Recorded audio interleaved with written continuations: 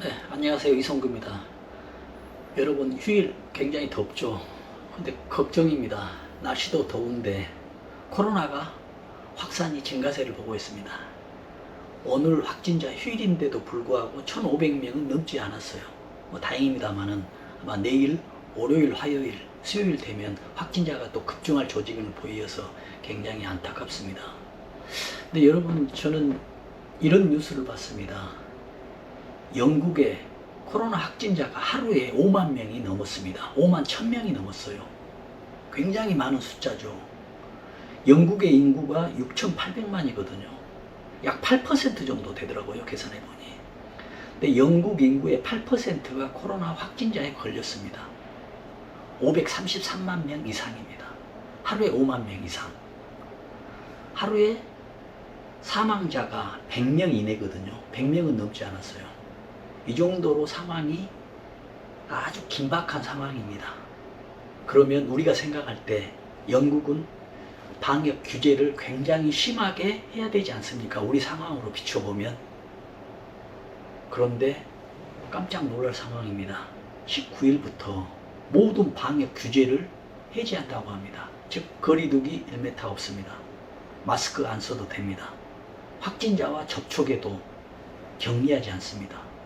이런 상황을 영국에서 한다고 하거든요. 그래서 저희 신문에 한번 봤습니다. 지금 영국 코로나19 확진자 5만 명 발생해도 방역 규제 해제. 지금 하루 확진자가 5만 1,273명을 나타냈어요. 그리고 영국의 누적 확진자가 533만 명을 넘었습니다.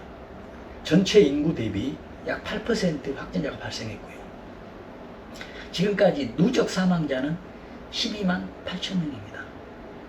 그러나 영국 정부는 오는 19일부터 모든 방역 규제를 해제한다고 밝혔다. 방역 규제가 해제되면 실내 마스크 착용 의무와 사적 모임 규모 제한이 없어진다. 병원과 공항 등 일부 장소를 제하고 1m 이상 거리 규정도 없어진다는 얘기죠. 그러면 영국이 왜 이런 조치를 했을까요? 분석을 해보면 영국의 코로나 백신 접종률이 80~90%가 넘어갑니다. 데이터에 보면 1차 접종률이 90%가 넘어간다는 데이터도 있고요. 또 1차, 2차 모두 다 백신 접종을 했었던 그 확진자가 인구 대비 70%가 넘어간다고 합니다. 그런 결과로 인해서 사망자가 급격히 줄어들었어요. 확진자는 늘어나더라도. 영국의 정부 정책은 코로나 확진자의 기준을 두는 게 아니라 코로나 확진자의 중증 확진자나 사망자의 기준을 두고 방역 대책을 시행을 하고 있습니다.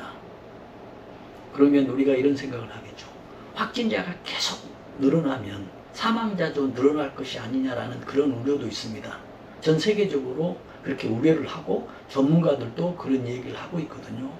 그러나 영국에서는 그렇게만은 생각하고 있지 않더라고요. 확진자는 늘어나더라도 백신에 의해서 중증 환자나 사망자가 늘어나지 않을 것이라고 생각하고 있습니다.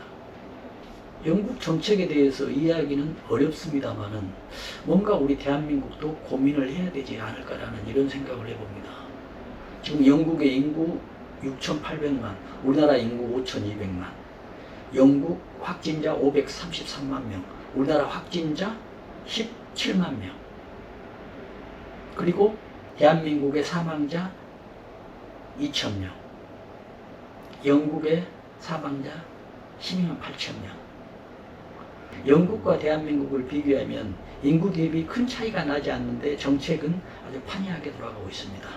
앞으로 대한민국도 어떤 정책을 펼지는 지금 굉장히 고심하고 있을 겁니다. 왜냐하면 경제와 또 이 코로나 두 마리를 잡아야 되기 때문이죠. 그래서 지금 영국이 가장 이런 방침을 취하고 있는 것은 경제를 지금 앞서지 않았느냐라는 그런 정책으로 보여지거든요.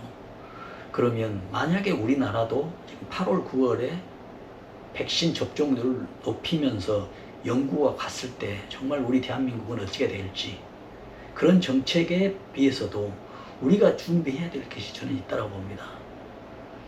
그래서 저는 이런 생각을 해봤습니다. 여러분, 노숙자가 확진자가 발생하지 않죠. 노숙자가 확진자가 발생하지 않는 이유는 노숙자 생활이 청결하고 그렇기 때문이라고 보진 않죠. 그러는데도 확진자가 없어요. 무엇 때문일까요? 저는 심리 안전이라는 용어가 있거든요. 지금 제가 작년에 우리 매일안전신문에 썼던 거는요. 작년 9월 15일에 코로나를 이겨낼 심리적 방역의 힘입니다. 인류가 전염병에 대한 백신이 없었을 때 그리고 우술이 없었을 때 어떻게 이겨냈냐는 얘기죠. 그때 당시에는 의료기술이 낮았기 때문에 항체가 없었습니다. 그러나 이겨냈어요. 이겨낸 이유는 뭐냐면 심리적인 면역성을 올려서 그 질병을 이겨냈다라고 저는 생각하거든요. 지금 노숙자들이 코로나가 걸리지 않는 이유는 이거하고 또 비슷하거든요. 전쟁통에 감기가 걸리지 않는 거나 다름없습니다. 전쟁통이나 지금 노숙자들은 하루하루가 정말 생과 사를 왔다 갔다 하는 그런 삶을 살고 있거든요. 그래서 굉장히 아주 불안하고 위험한 삶입니다. 코로나가 위험한 게 아니고 노숙자들은 하루하루가 위험한 상황이거든요. 그렇기 때문에 마음의 긴장을 하고 있기 때문에 심리적으로 안전하고 있습니다. 이 사람들은 심리적인 안전은 되고 있지만 육체적인 안전이 불안할 뿐이지 심리적인 안전은 굉장히 중요하게 돼 있다고 봅니다. 그래서 전쟁통에 있는 사람과 노숙자들은 중병에 걸리지 않아요. 이게 내성이 올라갔다는 얘기죠. 그러나 그 사람들을 항체가를 검사해 보면 항체가 생기지 않는다는 얘기죠. 그래서 여러분들 결론을 말씀드리면요. 지금 백신도 부족합니다. 치료제도 없습니다. 가장 좋은 방법은 거리두기인데 그렇다고 해서 거리두기를 둘 수만은 있는 건 아니죠. 왜냐하면 우리가 사회생활을 해야 되기 때문에 밖에 나가야 되지 않습니까?